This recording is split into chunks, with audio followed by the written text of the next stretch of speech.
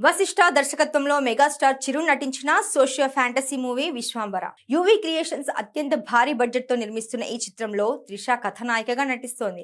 ఎప్పుడో రిలీజ్ కావాల్సిన ఈ సినిమా వాయిదాల మీద వాయిదాలు పడుతూ వస్తుంది. తాజాగా టాలీవుడ్ లో ఒక వార్త చక్కర్లు కొడుతుంది. ఈ సినిమాని 2 భాగాలుగా తీసుకురావాలని మేకర్స్ ప్లాన్ చేస్తున్నట్టు సమాచారం జరుగుతోంది. ఇటీవల టాలీవుడ్ లో సీక్వెల్స్ ట్రెండ్ బాగా నడుస్తోంది. అదే కోవలో విశ్వాంబరాను కూడా 2 పార్ట్స్ గా తీసుకువచ్చేందుకు ప్లానింగ్ జరుగుతోందని నెట్టింటా ప్రచారం జోరందుకుంది. ఈ వార్త సోషల్ మీడియాలో వైరల్ కావడంతో దర్శకుడు వశిష్ఠ స్పందించారు. అవునా, నిజమా అంటూ కాస్త వెటకారంగా అలాంటి ఆలోచన లేదని తెలిపారు. దీనిని బట్టి చూస్తుంటే 2 భాగాల వార్తల్లో ప్రస్తుతానికి వాస్తవం లేదని, సినిమా సింగిల్ పార్ట్ గానే వచ్చే అవకాశం ఉంది. ఇక ఈ సినిమా షూటింగ్ దాదాపు పూర్తయిపోయినప్పటికీ భారీ స్థాయిలో ఉన్న విఎఫ్ఎక్స్ పనుల కారణంగా విడుదల వాయిదా పడుతూ వస్తోంది.